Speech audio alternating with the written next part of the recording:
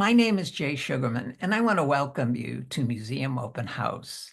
This ongoing series features and highlights many of the outstanding museums and other cultural institutions. The main purpose of most programs is to inform viewers about current and upcoming exhibits, various programs, resources, and other opportunities that are available for the general public. Today, via Zoom, we're fortunate to have as our guests Sophia Day, DBCO, and Olivia Maday, all of whom are associated with the diverse exhibition entitled It Followed Me Home, which is on display at Gallery 263 in Cambridge until March 16th.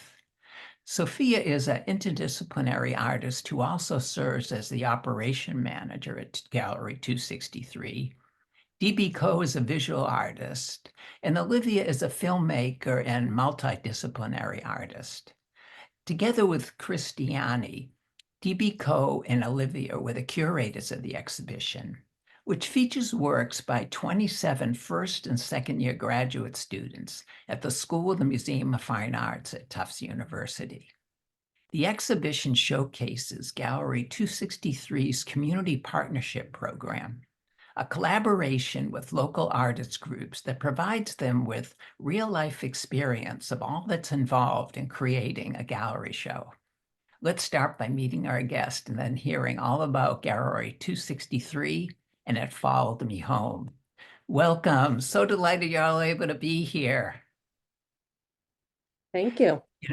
I'm eager to hear about the collaboration between Gallery 263 and Tufts and have you inform viewers. But before we jump right to that, I think it would be of interest if each of you would just very briefly share maybe a little bit more about your background, professional, artistic interests. Sophia, would you please start? Absolutely. Thank you so much for having me here today. My name is Sophia. I've been the operations director at Gallery 263 since September 2023. I'm actually an alum of the SMFA MFA program. I graduated about 2 years ago. I'm an interdisciplinary artist, which means I work across a lot of different mediums. So I'm mostly a painter, but I also do some sculpture and some installation, and I teach as well at several local universities. Wonderful, wonderful. Thank you. DBCO, a few words about yourself, please. Yeah, thank you so much for having me. I'm GB Ko. I'm a first year MFA student at SMFA at Tufts, and I'm mainly an oil painter and installation artist. I work with various media such as fiber, text, and painting, and mostly focus on landscapes as like a metaphor for human experiences and tackle themes of migration and isolation. Oh, fantastic. Thank you. Olivia, welcome. A few words about your background. Yeah, thank you, Jay. My name's Olivia. I'm an interdisciplinary artist. I work primarily in video, sound, and installation art. I'm currently the postgraduate teaching fellow at the School of the Museum of Fine Arts at Tufts University, and I'm working in curatorial practice and media arts currently. Wonderful, wonderful. Getting back to you, Sophia, would you first share a little bit about the history and the overall mission of Gallery 263, please? Yeah, absolutely. So we were founded about 17 years ago. We'll actually be celebrating our 17th birthday this summer in June, if anyone wants to swing by for the birthday party. We've been a nonprofit since 2010. We're actually the only nonprofit art gallery in the Cambridgeport area. And we are committed to advancing the mission of contemporary art, specifically by showing largely regionally inspired but conceptually driven art, and as well as inspiring a lifelong love of art and engagement with local community members and audiences.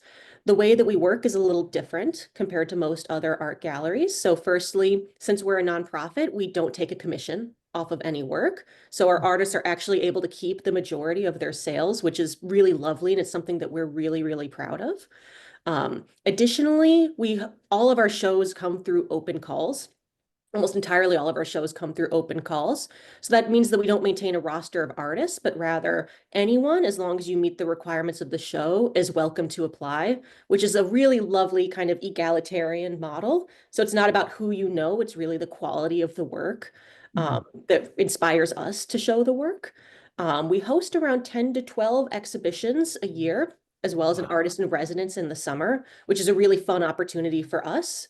We give this space over to an artist and they can kind of do whatever they want with it over the course of 6 weeks, and they get a week-long exhibition at the end.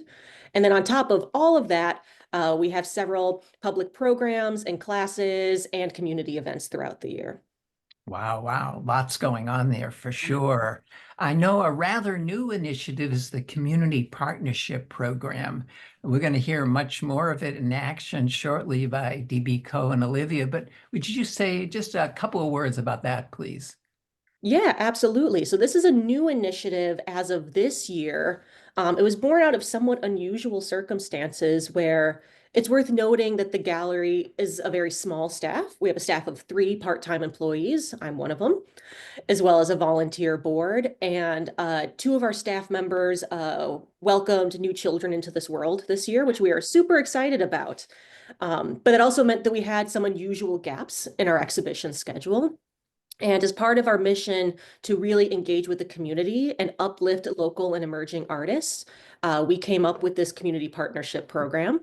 So the idea is that we will be partnering with various local arts organizations, such as students from various universities, or local artist studios, or anyone who would really benefit from the experience of having an exhibition in a space. And we walk them through every step of the process of, how do you write a compelling proposal? How do you select work? How do you install your work? How do you price your work? Everything from A to Z, essentially, because I know as an artist, it can sometimes be very intimidating to engage with galleries. There's a lot that you don't know. A lot of the processes are really opaque. So the idea is to kind of demystify that and to give people a learning opportunity. And so when this opening came about and we had the opportunity to implement this program this spring, myself and the board thought that the students at SMFA at Tufts would be a great starting point. As an alum of the program, I had my first year show at an external gallery, and it was such an amazing learning experience. And in fact, that gallery was run by other alums of SMFA. So I wanted to be able to return the favor to the incoming cohort. Terrific, terrific. As a nice segue, Olivia, could you share just a little bit about the school, the Museum of Fine Arts at Tufts University?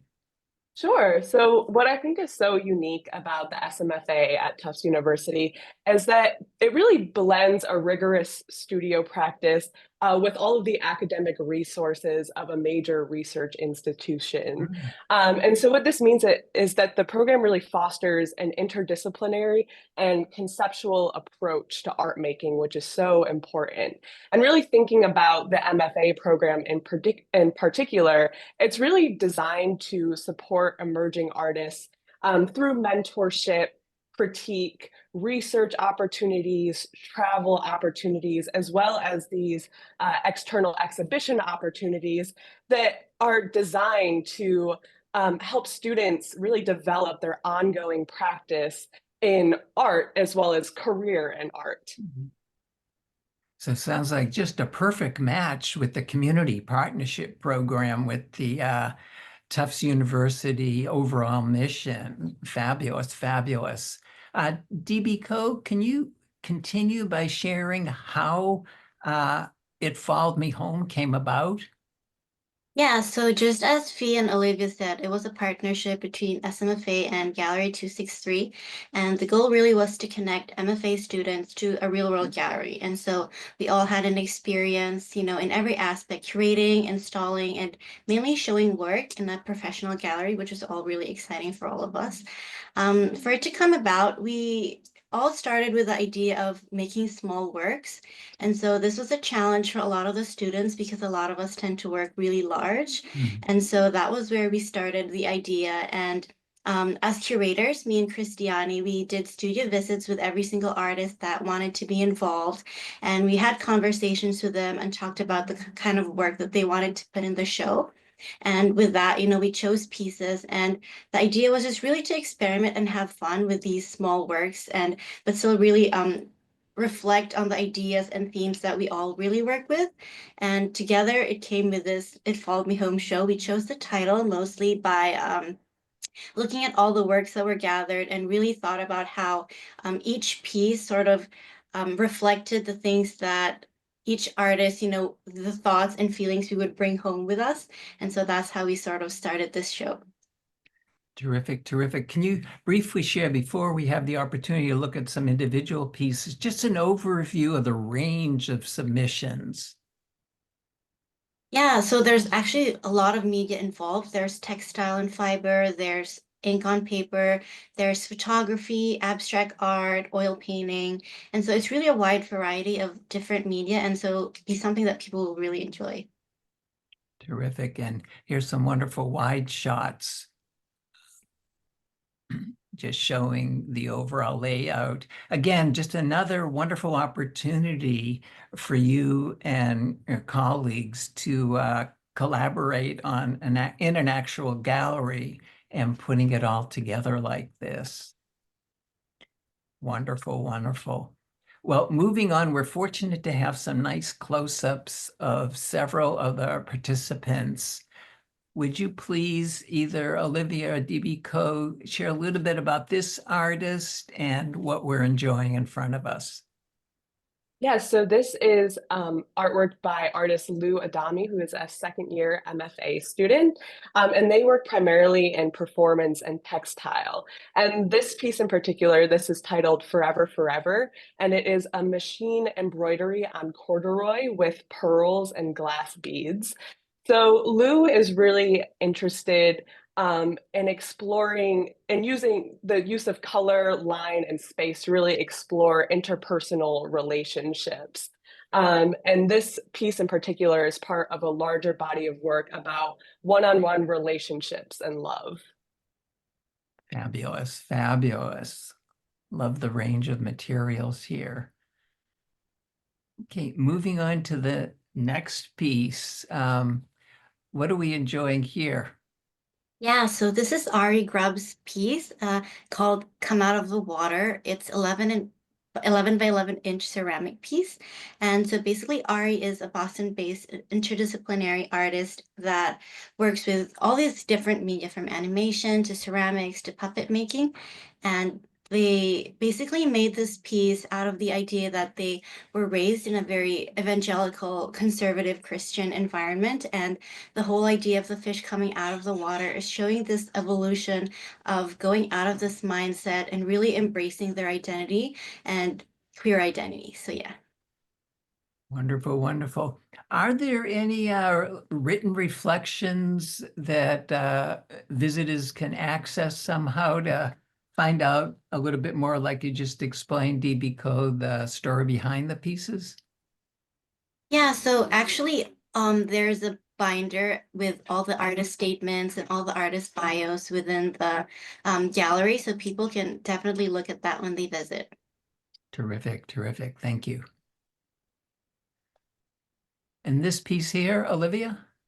Yeah, so this piece is by artist Gracie Korstjens, who is a first-year MFA student who works primarily in printmaking and craft.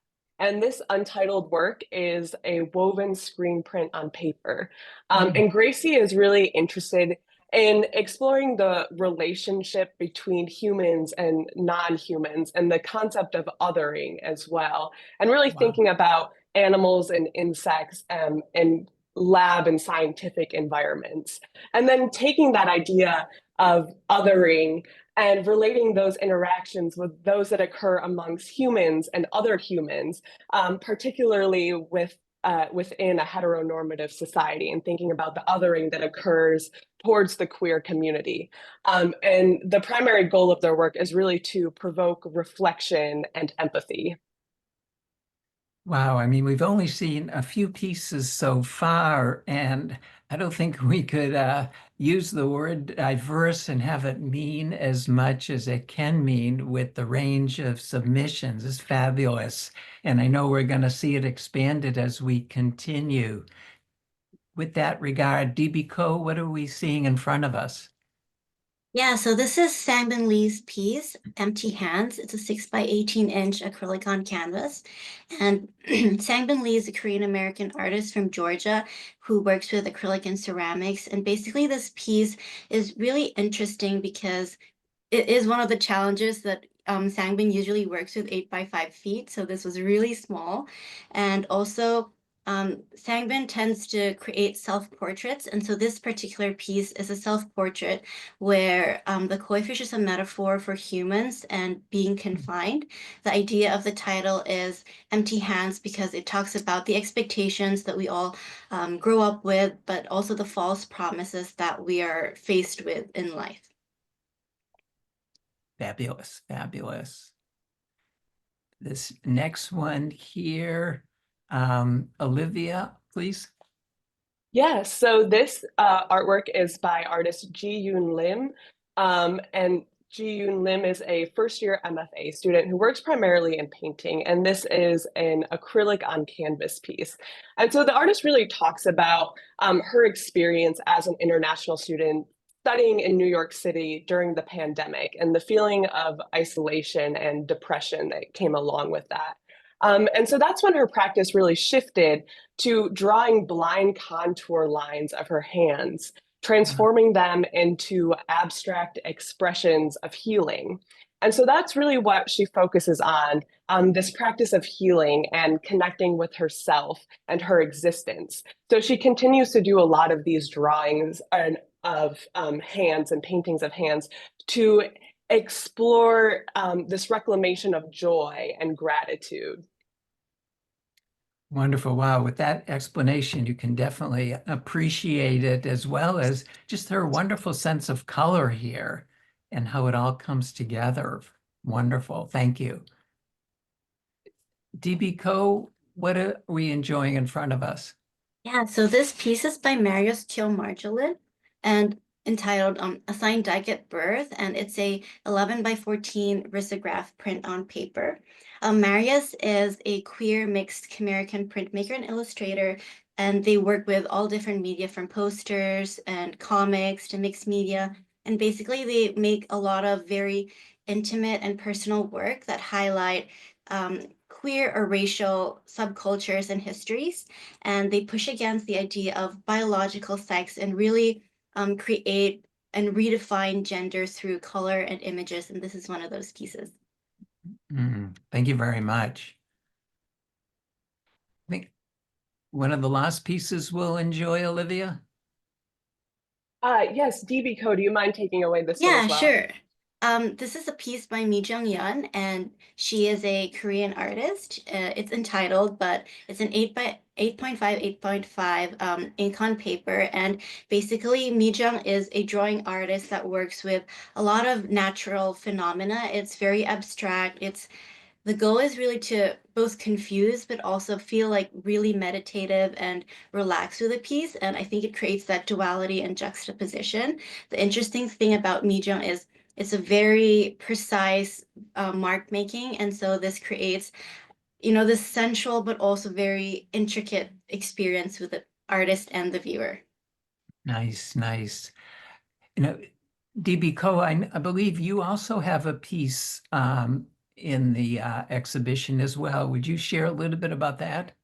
Yeah, so I do have a piece in the show. It's called Liberté, and it's an ink piece that basically expresses the feeling of wanting to be free, but being stuck in a landscape. And so this piece just talks about how, humans were always being in different positions and being in different places, and we're all met with circumstances from illnesses to issues, and because of that we have this sense that we want to be free. And so I created an ink piece on parchment with plastic to show that idea. Wonderful, wonderful. Olivia and DBCO, before we move on, it's just striking me hearing about this incredible range of work on display and the talents of the students.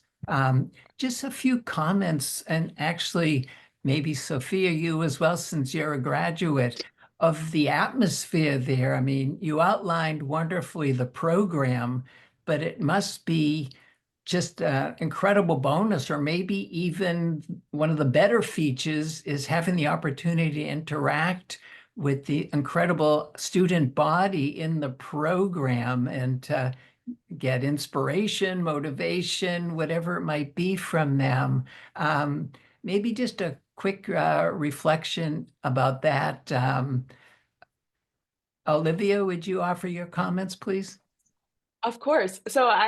When we were first doing studio visits to select works for the show, I think it was so striking to walk into so many different studio spaces of these artists and really witness just the range of works that these artists are creating. And it's so amazing to see because at this show at Gallery 263, these are just small works, but you can still tell how much effort and thought goes into each and every one of these works. So really going into the studios and seeing just the range that these artists can create is something amazing to witness. And it's quite inspiring as well. It's really, really amazing. And the commentary that you and DBCO gave, which visitors can find out more in the accompanying notebook, give much more of the overview of the artistic and creative intent of all the participants. DBCO, just a quick reflection about the program participation, other students. Yeah, I think the program is really interesting because it's very diverse and it's very interdisciplinary. We're not required to stick to one medium, and so that really allows us to expand and explore different things. You know, a lot of people came into the program with one medium and end up in a completely different when they graduate. And so I think that's really exciting because there's just so much opportunity to explore. And I think something amazing about the program as well is the studio spaces that we're given. We're given a lot of freedom and a lot of space so that we can really work on small or large pieces, which I think is quite unique to the school. And yeah, the faculty is great. They're very supportive, which I think is a wonderful addition to the program. Terrific, terrific. And Sophia, a few reflections about your experience.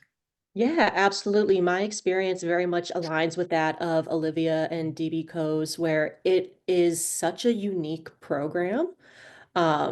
Where I've been in programs previously where it was like you're just in a painting drawing program and that is the only thing you can do.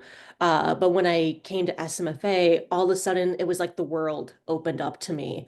And being in a singular studio building with all of my cohort members, some of them are photographers, some do textile, some of them do sculpture, bookbinding, paper making. And just that range of approaches is so inspiring. And I felt that I myself grew as an artist. And like DBCO said, I came in as a painter. I left as a truly interdisciplinary artist. And I think that's one of the real strengths of the program. And also partially why I was really drawn to this program for this opportunity, because I knew we were going to get a huge range of approaches and thought processes on view. Thank you, thank you. Back to the exhibition, DBCO, what do you hope visitors and others appreciate and come away with after visiting the exhibition at Gallery 263? Yeah, I think the first is really just to have fun with all the pieces. I mean, there's such a wide range and variety of personal narratives and contemporary art practices shown in the show. So I think it's just something that they can enjoy. But also another thing would probably be to come out with questions because of the themes that are tackled with each piece. You know, there's a lot of not just social political themes, but also very personal things. And so that would be nice if people can come in, enjoy, and ask questions after. Terrific, terrific. Olivia, what do you see the role of exhibition like this as a link and bridging the gap between, say, MFA programs and the broader art world? Yeah, I think that having the opportunity to exhibit within a gallery setting is so important for MFA students because it's an opportunity to present work beyond an academic setting and really engage with the broader art community. It's also a development in professional practice, engaging with curators and gallery representatives, as well as the local art scene, and really seeing how people respond to your work within that setting. And I think it's also a great way to really build a network that you can have moving forward within your career in the arts. So it is super, super important. Just as a quick reflection, Olivia and DBCO, what's one thing that either stood out from this experience from you as a co-curator that you learned, DBCO? Yeah, well, I'm a first year student, and so this was my first time curating anything. And so I think that was a huge challenge for me, having to see all the work that comes into preparing a show. But I think that was just a learning experience for me, and just really being able to experience, the joy of how each artist can contribute so much just through a conversation or a small piece. I think that was a really interesting takeaway for me. Terrific, terrific. Olivia, a reflection from you, please. Yeah, I think this was an amazing opportunity to collaborate with so many different artists. I graduated from the MFA program last year, so it was really great to learn about the works of the first year MFA students as well, and really see how the art world is, developing with these future prospective MFA students as well. So it's just been so wonderful to work with so many diverse individuals who bring this diverse body of work to the gallery space. Wonderful. Sophia, from the viewpoint of Gallery 263, what's been the collaboration like? What have you observed about this new initiative? Yeah, so this is our first iteration, so we're very much still figuring some things out, but it's been a real joy thus far because, in a sense, we're a little bit more hands-off than we typically are because this is meant to be a learning opportunity for students. They're taking the lead on this. So there were several points of this process that were a bit of a surprise to me. I didn't know what the works were going to be initially. I'm not the curator for this. I wasn't sure what the installation was going to look like. I laid out tools the night before and I was like, here's the door code, go for it. So it's been like a really pleasant series of just delightful surprises throughout. Terrific, terrific. In closing, Sophia, could you share with us some of the other current and upcoming plans at Gallery 263? Yeah, of course. As always, we have a lot of things in the works. Right now, we are about to premiere our artist development series, which is something I'm especially proud of. It's a series of workshops and programs aimed at emerging and young artists to help give them the skills that they need to succeed in professional environments. It was things that, I received in my graduate program, but many artists don't necessarily have access to. So we're going to be starting that series of workshops on March 6th. We're going to have a juried exhibition opening right after the SMFA exhibition. It's a really unique little exhibition because it's comprised of artists who have submitted to us previously, but who we were not able to offer a full show, but whose work we really enjoyed and thought there was something special in them. And then we're going to be gearing up for the summer for our big birthday party bash, for our artist in residence program. So there's always something in the works at Gallery 263. Definitely, definitely. A lot going on. As you mentioned in the introductory comments, so many exhibitions throughout the year, as well as these other events and opportunities. Well, unfortunately, we've come to the end of the program. I want to thank all of you for taking the time to be here. Been most informative. Encourage viewers and others to make their way to Gallery 263 to see the exhibition. It followed me home, and to continue to stay in touch with upcoming program. Continued success with future endeavors. Thank you. Thank you, Jay. Thank you. Also want to thank those of you watching for joining us and hope you'll be able to tune in next time.